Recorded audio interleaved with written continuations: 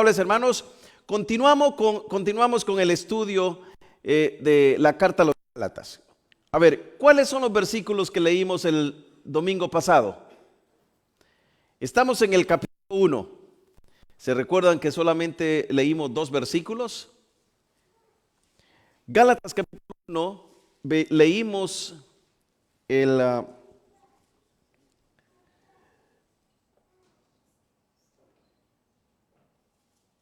10, 9, 10 y 11 leímos, ¿verdad? Hoy vamos a estar, y 12, vamos a estar del 13 al 17. Gálatas, capítulo 1, versículos del 13 al 17. El tema que nos ocupará esta tarde es la revelación del Evangelio a Pablo. La revelación del Evangelio a Pablo. Cuando usted lo encuentre, contesta con un amén y lo leemos juntos. ¿Lo tenemos todos, iglesia? Si no, está en nuestras pantallas donde lo podemos leer. Dice la palabra de Dios así como está escrita, versículo 13 al 17. Porque ya habéis oído acerca de mi conducta en otro tiempo en el judaísmo, que perseguía sobremanera a la iglesia de Dios y la asolaba. Y en el judaísmo aventajaba a muchos de mis contemporáneos en mi nación, siendo mucho más celoso de las tradiciones de mis padres. Pero cuanto agradó a Dios, que me apartó desde el vientre de mi madre y me llamó por su gracia, revelar a su Hijo en mí para que yo le predicase entre los gentiles. No consulté enseguida con carne ni sangre, ni subí a Jerusalén a los que eran apóstoles antes que yo, sino que fui a Arabia y volví de nuevo a Damasco. Señor, en este momento, ruego por tu misericordia,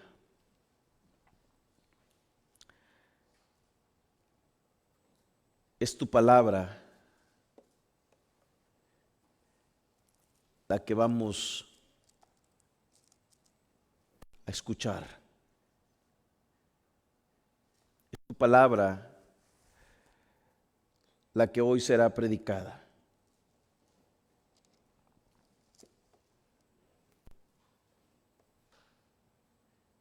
Como instrumento, gracias, porque no lo merezco. De hecho, ninguno de los que estamos aquí merecemos estar aquí.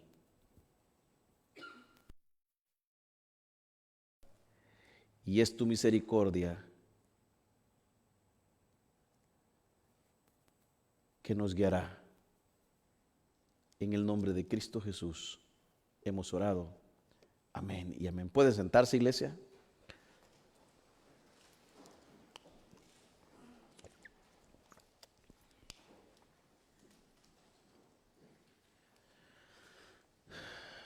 Examinaremos en mayor detalle algunos temas clave que emergen o que salen o que están en este texto, en este pasaje que leímos.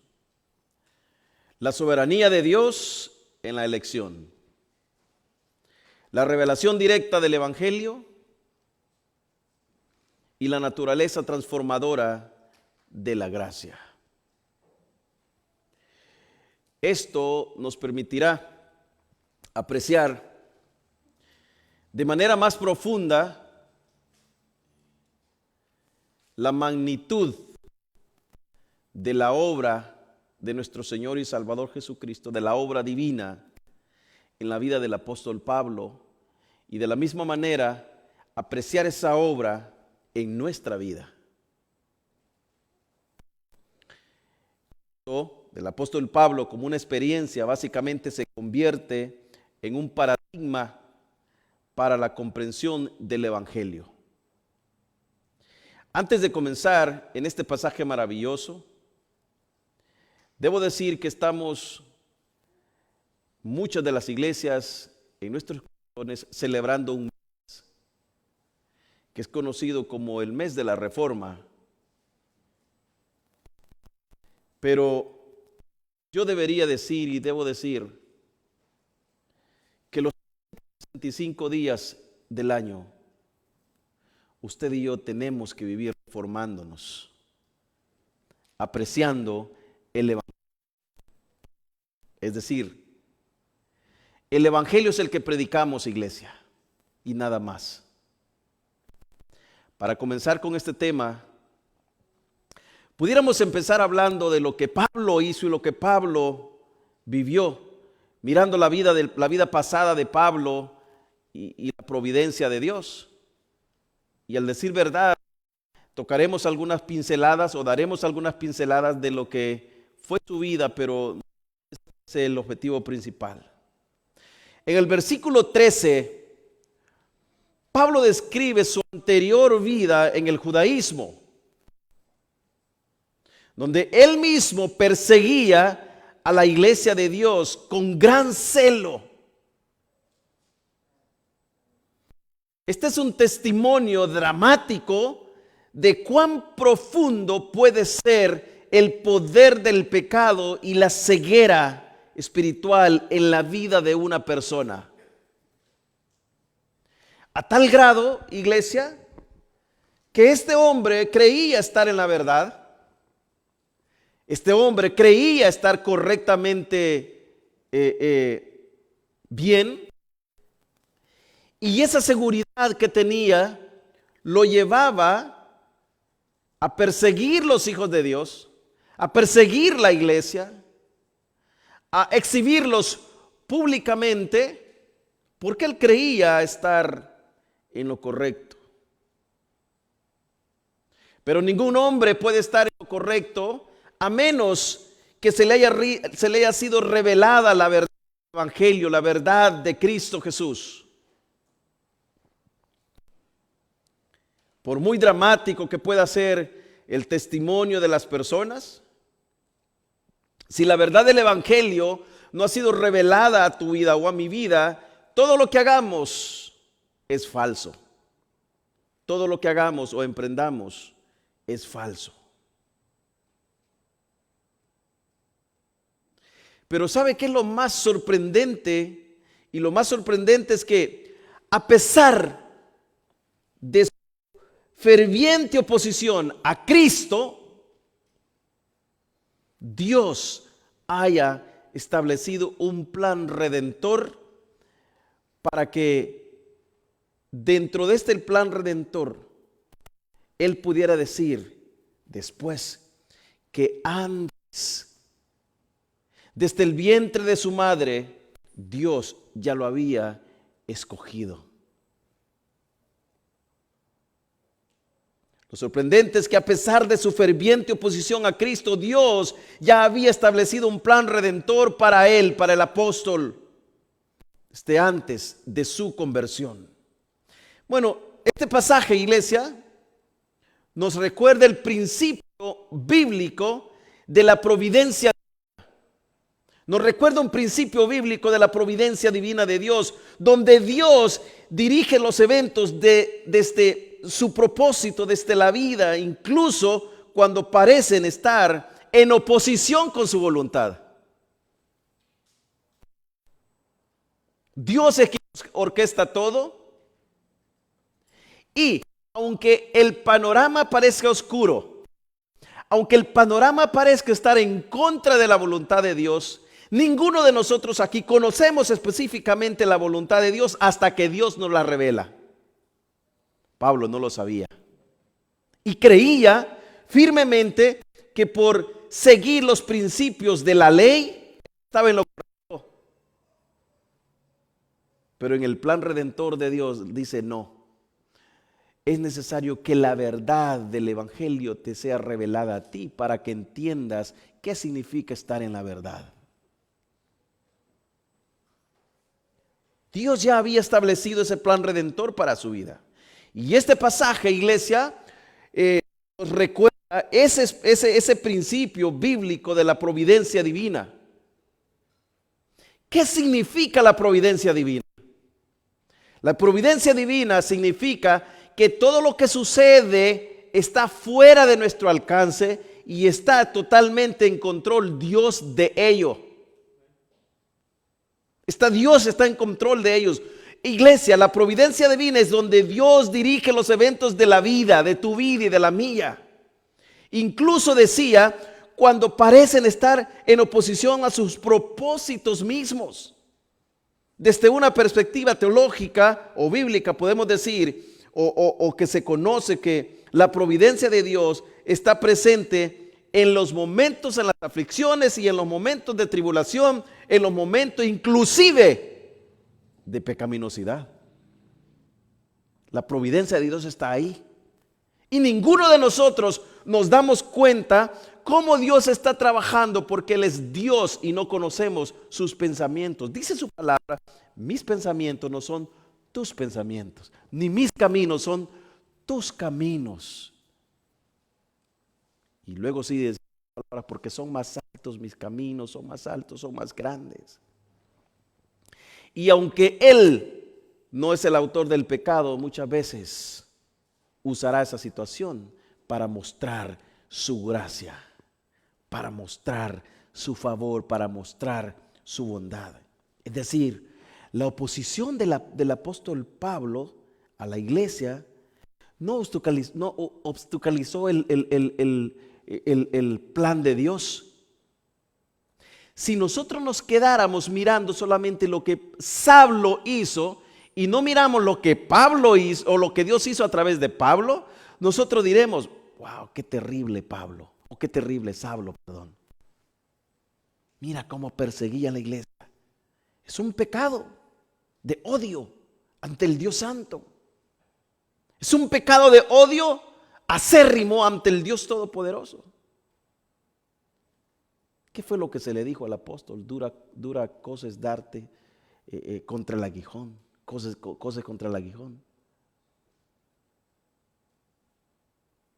Escuché una voz que se le dijo, Saulo, ¿por qué me persigues? ¿A quién perseguía Saulo, iglesia? ¿A quién perseguía Saulo? A Cristo, ¿verdad? A la iglesia, ¿verdad? Pero como Cristo es la cabeza y la iglesia es el cuerpo, por ende perseguía a Cristo. Por eso se escuchó la voz del cielo que se le dijo. Él escuchó, Saulo, ¿por qué me persigues? No le dijo, ¿por qué persigues a mi iglesia? Le dijo, ¿por qué me persigues? ¿Por qué me persigues?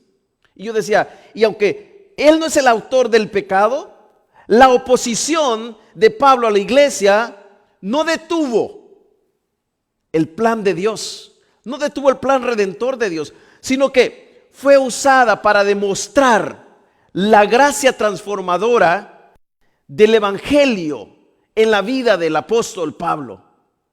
Mire usted qué cosa. El gran Saulo, el perseguidor, el celoso, el que aventajaba aún a sus contemporáneos, a sus padres, aquellos que fueron antes que él y que fueron celosos. Él dice, bueno, yo aventajaba a estos. Y en una parte donde él narra su currículum, él dice, si ustedes creen que saben o tienen o entienden, yo mucho más. Y comienza a dar su currículum, él diciendo, circuncidado al 8º día. En cuanto a la ley, celoso, irreprensible. Es decir, Pablo no tenía cosa que se le pudiera criticar religiosamente hablando.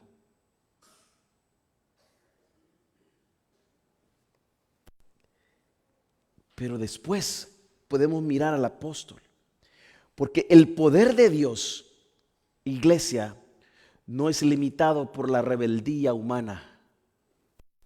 El poder de Dios no se debilita o no está limitado por la rebeldía humana. Más bien, Dios redime a aquellos a quien Él ha escogido, independientemente de cuál sea el estado, de qué tan mal estén, Él los redime, mostrando así su soberanía absoluta sobre la historia de cualquier hombre, por depravado que haya sido. Miren, yo le invito a que usted por este momento mire al hermano que tiene al lado, que tiene enfrente, que tiene atrás. Mírelo, no le tenga pena. Su hermano, al igual que usted, antes era un terrible pecador.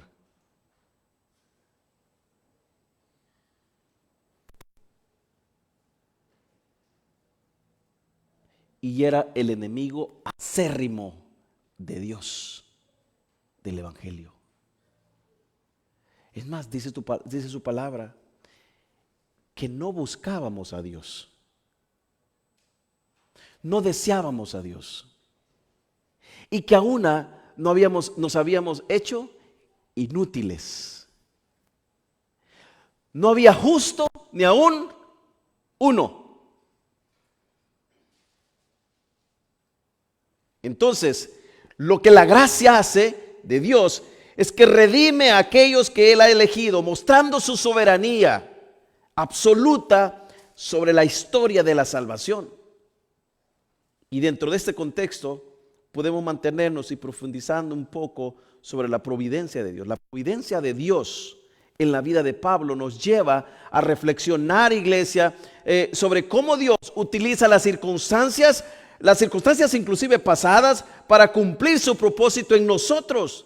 En el caso de Pablo, su profundo conocimiento del judaísmo y celo por la ley fueron transformados para servir al reino de Dios. Ahora, sí, ya con el evangelio en sus manos, en su corazón, y que la gracia de Dios haya sido derramada en su corazón. Ahora, todo eso, Él lo transforma para bien. Bueno, de hecho es lo que nos dice su palabra, ¿verdad? Porque todas las cosas que suceden a nuestro entorno, Él las encamina para bien. Para bien. Entonces, esto, iglesia, nos lleva a que reflexionemos un poco ahora sí, sobre nuestra vida. Lo que antes usaba para perseguir, ahora se convierte en un recurso poderoso para expandir esa verdad que antes rechazaba. Esa verdad que antes rechazaba.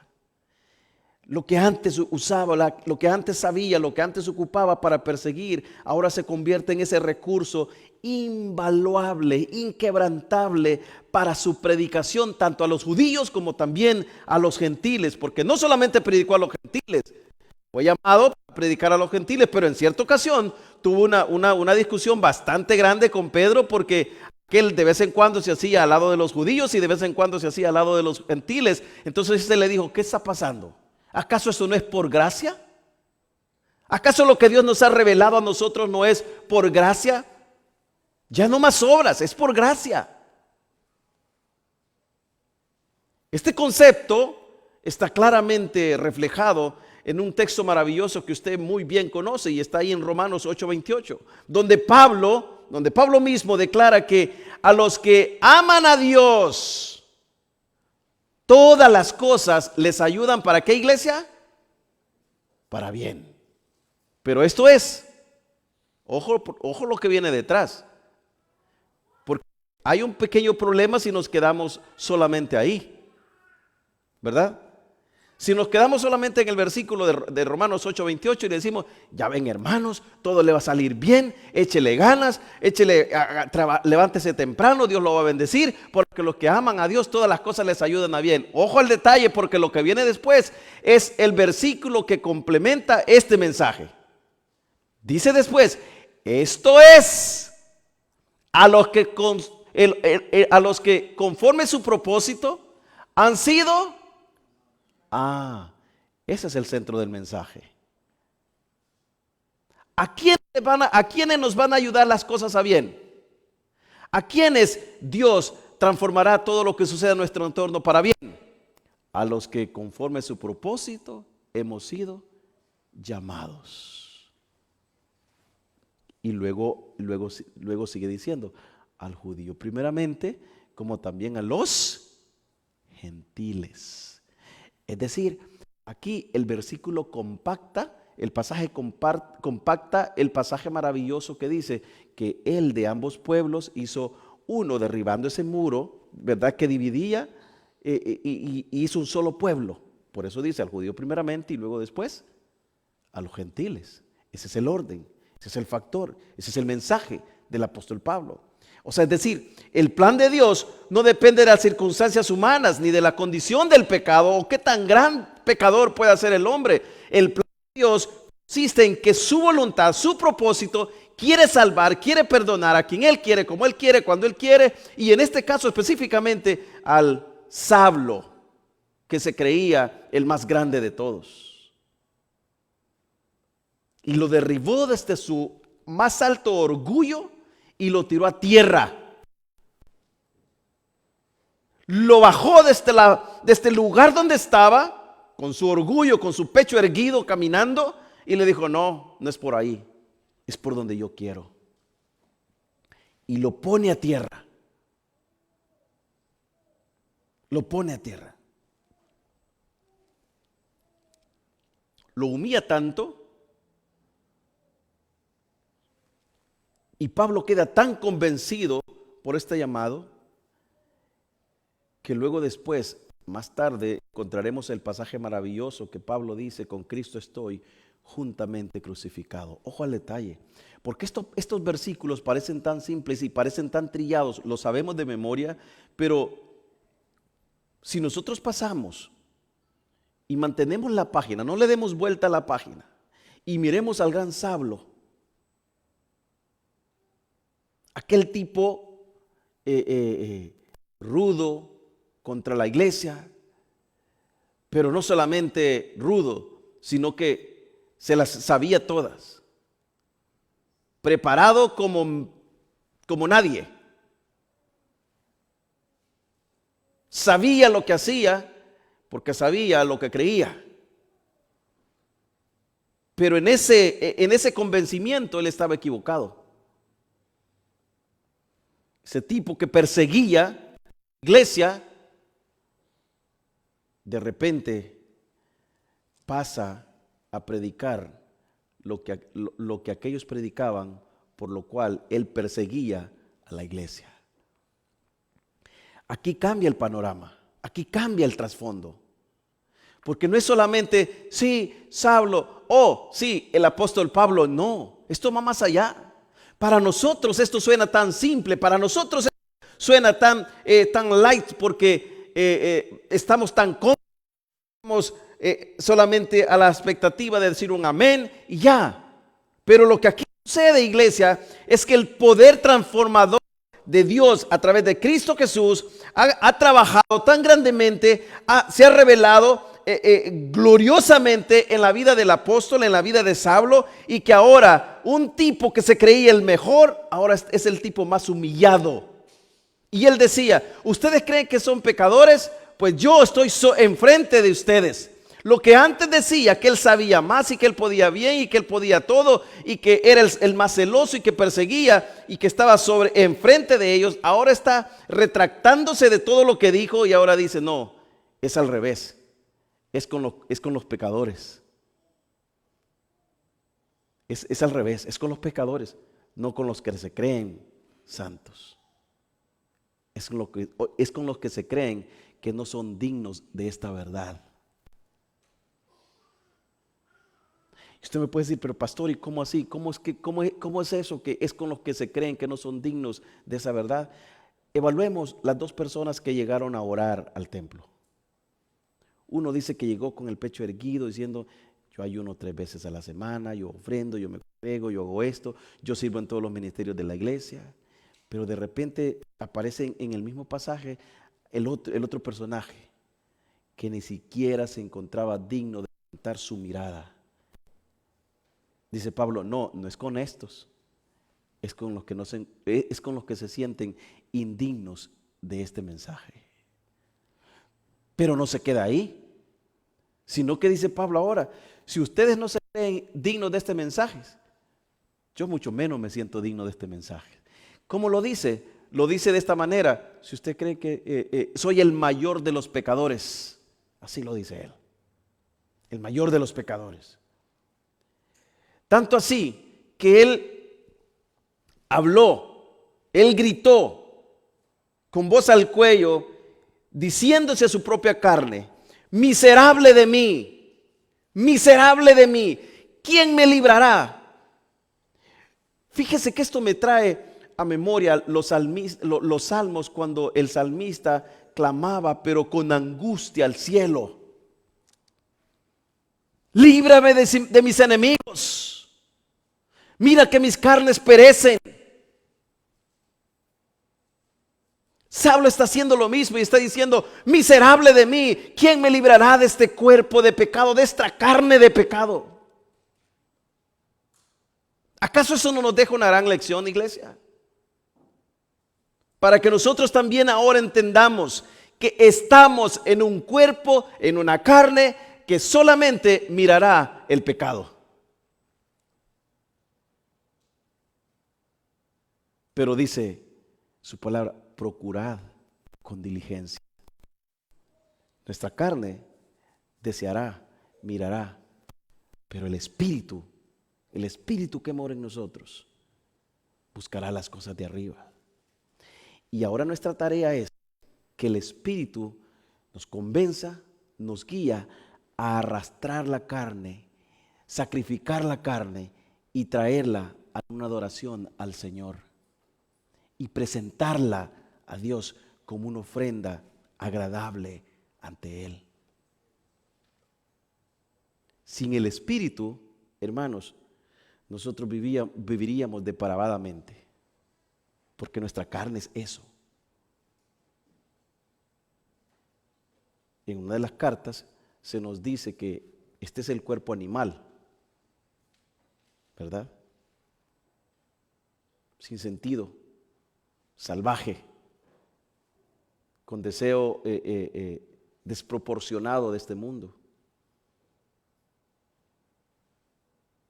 Pero como Él en su soberana voluntad nos ha hecho odres, donde esa perla preciosa ha sido depositada, que es más poderosa que cualquier deseo de la carne. Ahora es esa quien domina todos nuestros deseos y nos arrastra. Y muchas veces, y usted no me dejará mentir, muchas veces venimos y de arrastradas, porque el Espíritu va y nos va guiando y nos va llevando y nos va llevando. Pero el objetivo principal de todo cristiano debe ser nunca parar, nunca pararnos, sino que aunque sea ahí despacio, vayamos y vengamos a escuchar palabra de Dios. Porque en el momento en que usted menos acuerde, su palabra hará ese clic nuevamente en nosotros. Y comenzaremos con ese gozo nuevamente. Y reactivaremos con ese gozo nuevamente. Y caminaremos con gozo. Y caminaremos con alegría. ¿Sabe por qué? Porque mayor es el que está con nosotros que el que está con ellos. Mayores. El plan de Dios es más grande, la soberanía de Dios es más grande que cualquier deseo que nuestra carne pueda tener. Y dentro de ese contexto nosotros pudiéramos hablar lo que sucede en este pasaje maravilloso, la elección y el llamado soberano de Dios. En el versículo 15, de hecho el versículo 15 resalta uno de los aspectos más profundos y teológicos de la Reforma, llamada la doctrina de la elección incondicional.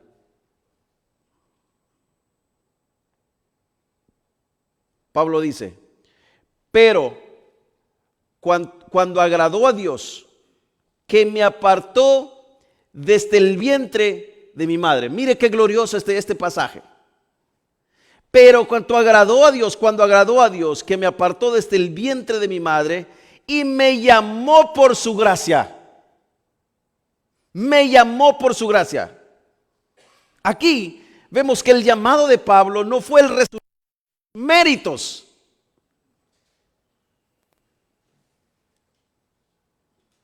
o su búsqueda personal de Dios,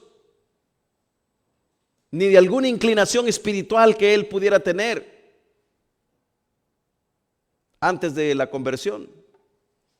Todo lo contrario, Pablo estaba en abierta rebelión contra Dios.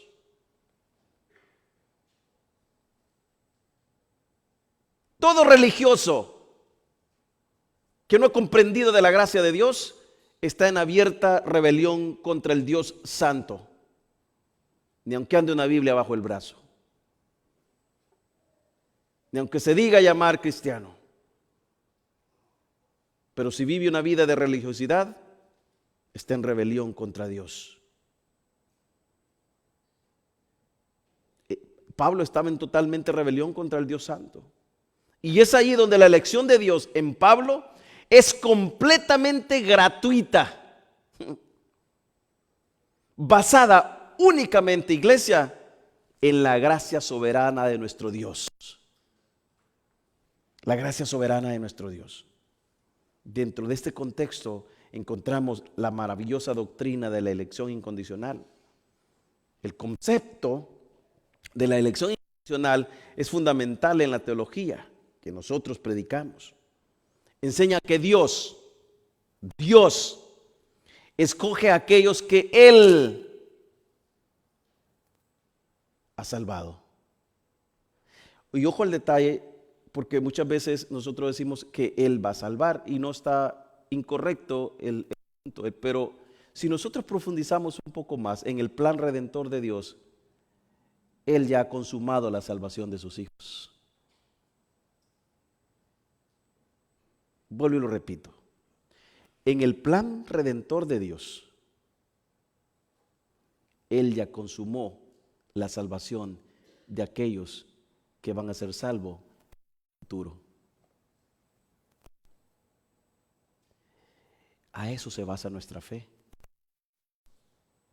Por eso es que decíamos temprano, la fe es la certeza, la seguridad de lo que se espera y la convicción de lo que no podemos ver.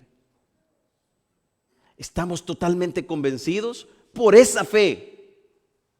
Miramos las cosas que van a suceder, esas promesas, las miramos y las abrazamos y las creemos por esa fe. Es pues la fe, la certeza y la convicción.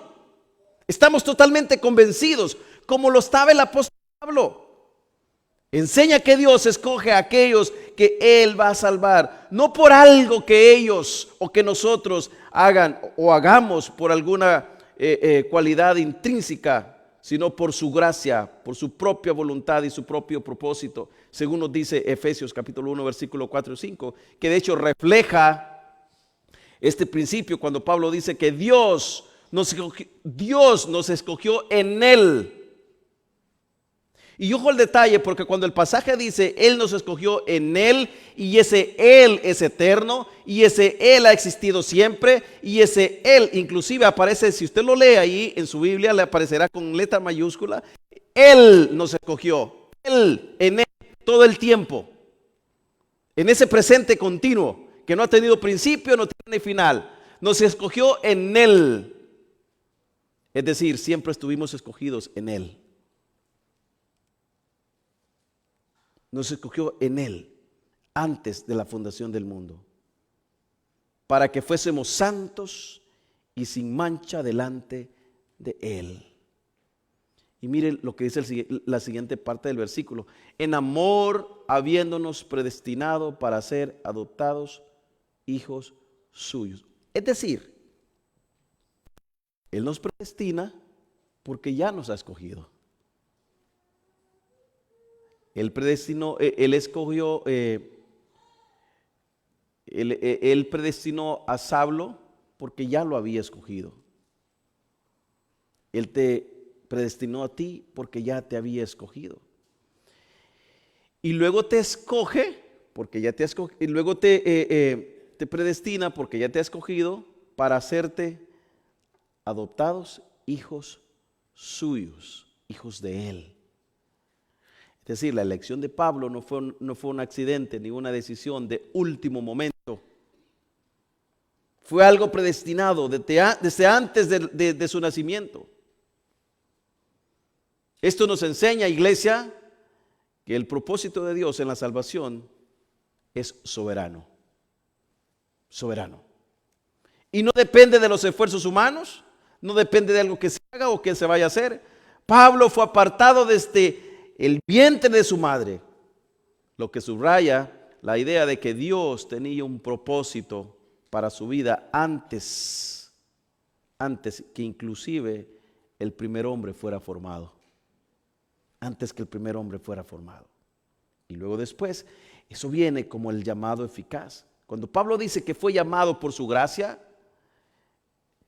está haciendo referencia a en lo que nosotros creemos y predicamos en esa teología, se conoce como el llamado eficaz.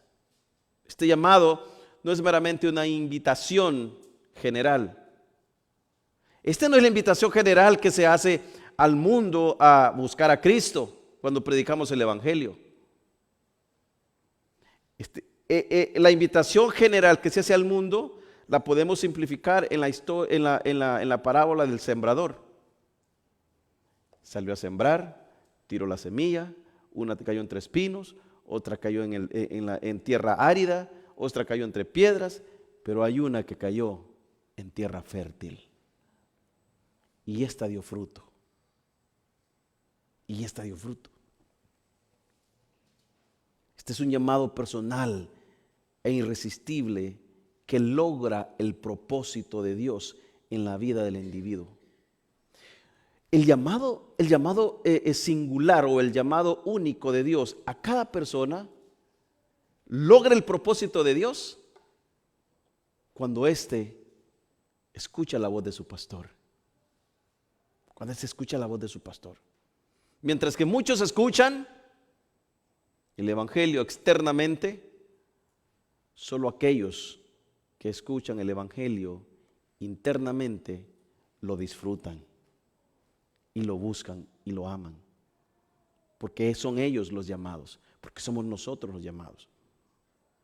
Y solamente ellos experimentan la transformación interna del corazón. En el caso de Pablo lo miramos. En el caso de Pablo, este llamado se manifestó en su dramático momento y en su momento más alto de su carrera como líder. Y eso, él se topa con el encuentro con Cristo de camino hacia Damasco. Hechos capítulo 9, versículos 3 y 6. Un evento que enmarcó un cambio radical en su vida. Usted y yo para Damasco, pero íbamos bajo el mismo sentido equivocado. Y Dios ahí nos llamó. Entonces, luego después, la revelación directa del Evangelio es la fuente divina más maravillosa. Y de hecho, es uno de los temas más importantes de este pasaje. Y es la fuente del Evangelio que Pablo predica. En el versículo 12, Pablo aclara que no recibió el Evangelio de ninguna, no recibió el Evangelio, estas enseñanzas de ningún hombre. De ningún hombre. O ninguna enseñanza humana. Sino por revelación de Jesucristo. Lo dice en el versículo 12.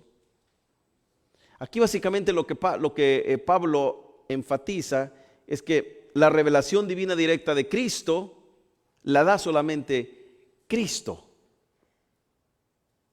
Nada más. La da solamente Dios. Por mucho que usted y yo prediquemos, que de hecho es responsabilidad predicar, es un mandamiento, no nos frustremos si las personas no reciben el mensaje. Al contrario, deleitémonos porque estamos realizando una labor que Él nos ha mandado a hacer. Pero ese mensaje va a ser eficaz únicamente en aquellas personas a quien Él va a llamar, a quien Él va a traer, a quien Él va a cambiar. Y esa palabra germinará en sus corazones porque es Él quien va a encaminar todo eso para bien. Es Él quien transformará los corazones. El apóstol Pablo, vivo ejemplo, lo tenemos ahí.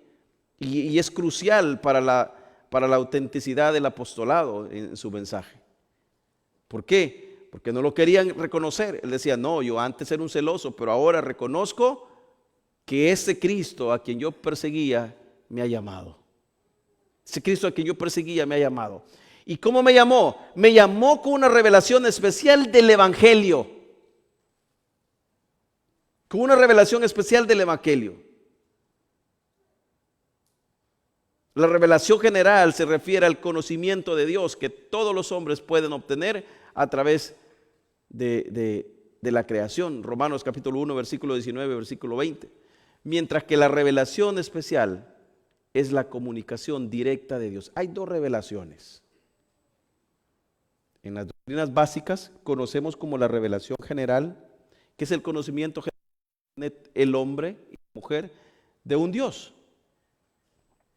Todo el mundo sabe, todo el mundo en su más profundo corazón sabe que hay un creador del cielo y de la tierra. Esta es la revelación general. Dios se ha revelado en los árboles, Dios se revela en la creación, Dios se revela en las cosas. De modo pues, dice un pasaje maravilloso, que no van a tener excusa y decir que nunca supieron que hubo un Dios. No, porque lo saben. Pero la revelación especial es esa que se nos ha dado a ti y a mí. Esa a la que Pablo también fue llamado. Es la comunicación directa de Dios al hombre, principalmente a través de su palabra. Y en este caso, la persona de Cristo. Lo que Pablo resalta es que el Evangelio no es producto de la razón humana ni una tradición o una tradición religiosa que usted pueda tener, transmitida de generación en generación, sino que es el resultado de la impecable gracia de Dios que llega transformando, que llega aplicándose en nuestras vidas. La gloriosa intervención divina específica en la historia de la redención de Dios. La revelación de Jesucristo. No es solo un conocimiento intelectual, sino que es un conocimiento experimental en la vida de sus hijos. El mundo general, en la revelación general, tiene un conocimiento intelectual de quién es Dios, de quién puede ser Cristo, pero el Hijo de Dios tiene un conocimiento experimental de quién es Cristo en su vida. No solamente intelectual, sino que experimental. De hecho, el Evangelio debe ser en tu vida ese Evangelio que experimentas todos los días, que disfrutas, que amas todos los días. Y cuando lees la verdad del Evangelio, cuando leemos esa palabra, cuando leemos esos pasajes, debemos gozarnos en ello, debemos deleitarnos en ello. ¿Acaso no nos acordamos de los pasajes maravillosos del salmista que él decía, cuánto amo tu ley? Pero no lo decía de esta forma. Yo me quiero imaginar al salmista diciendo, oh, cuánto amo tu ley. Me regocijo en tu ley, me gozo en tu ley. No todos cabizbajos, ¿verdad? Sino con gozo. Con gozo. Y esta es la revelación de la Escritura, en solo la Escritura. La relación a esto es la sola, o la doctrina de la sola Escritura, o solo Escritura. Emerge como un principio clave en nuestras prédicas. Aunque Pablo recibió una revelación especial directa de Cristo, esa revelación fue posteriormente confirmada y explicada en los escritos apostólicos por él mismo. Él mismo lo hace, que ahora tenemos en el Nuevo Testamento. Pablo es ese hombre. Y ahora para nosotros, la revelación de Dios está contenida en 66 libros. Aquí. Y nada más. No hay otro lugar donde podamos ir. Es aquí.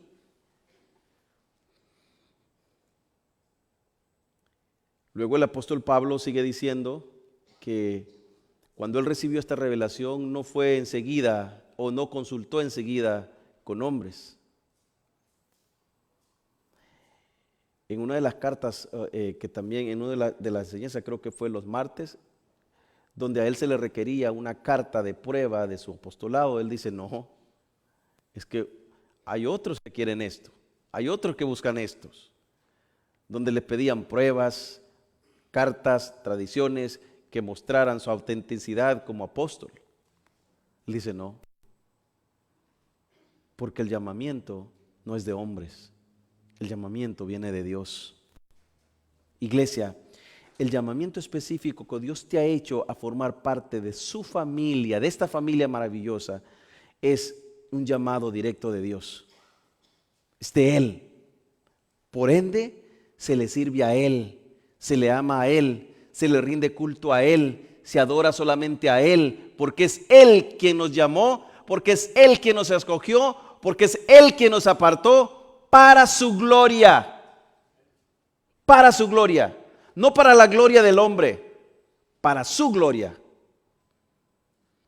Por eso, iglesia, y esto lo podemos simplificar de esta forma, cuando usted y yo venimos a la iglesia, a este lugar, debemos tener en nuestra mente el objetivo principal que venimos es a darle gloria y honra a nuestro Señor. ¿Cuántos dicen amén a eso?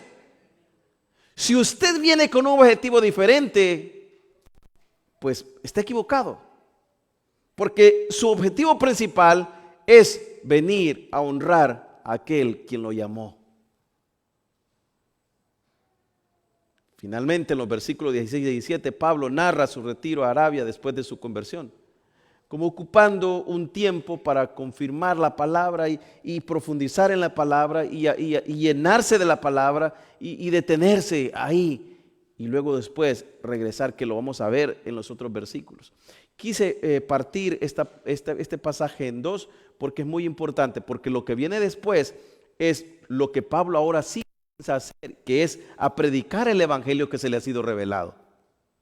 Ahora sí, ahora Pablo comenzará a hablar, ahora sí Pablo comenzará a transmitir, ahora sí Pablo comenzará a darse a conocer. Y ojo que cuando Pablo comienza a darse a conocer como el predicador ahora de la palabra, hubo un hombre que cuando él estaba por ahí no quería ni ir a verlo, porque todavía tenía miedo. ¿Se acuerdan de Ananías? Ese es un perseguidor. ¿Y qué tal me agarra cuando yo llegue ahí? ¿Qué tal lo está usando como una trampa para que yo vaya? Pero también se le dijo de parte de lo más sublime, ve, porque yo lo he escogido. Yo tengo un propósito con él. ¿Y sabe cuál era el propósito? El propósito mismo que Dios tiene para con nosotros, ir y predicar el evangelio a todas las escrituras, a todas las naciones, bautizándolos en el nombre del Padre, del Hijo y en la comunión de su Santo Espíritu. Puedo terminar con esto. ¿Qué te detiene predicar? ¿Qué te detiene hablar o hacer lo que Cristo te ha mandado hacer? Usted y yo no hemos ido a tener debate. Hemos sido llamados a predicar el evangelio a aquellos que no conocen. ¿Sabe qué dice su palabra? Sabiamente, deja al necio en su necedad. Usted y yo hemos sido llamados a predicar la palabra de Dios. Ahora sí, habiendo hecho esta parte como base de introducción a lo que sigue con el apóstol Pablo, vamos a seguir el próximo domingo metiéndonos más al evangelio que ahora Pablo va a comenzar a predicar. Mis amables hermanos, vamos a orar y cantamos al Señor despidiéndonos.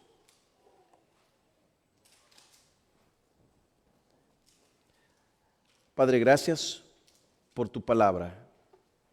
Gracias por tu amor, por tu misericordia. Gracias porque hoy podemos decir que tu palabra, Dios mío, esté en nuestras vidas porque tú nos lo has dado, tú nos los has mostrado. Llévanos con bien a nuestros hogares, llévanos en amor, en paz y en santidad. Gracias. Gracias porque podemos hablar de esta verdad inerrante, verdad que no tiene principio ni fin. Ayúdanos a que podamos amarla, seguirla, abrazarla. En el nombre de tu Hijo amado, damos gracias. Amén.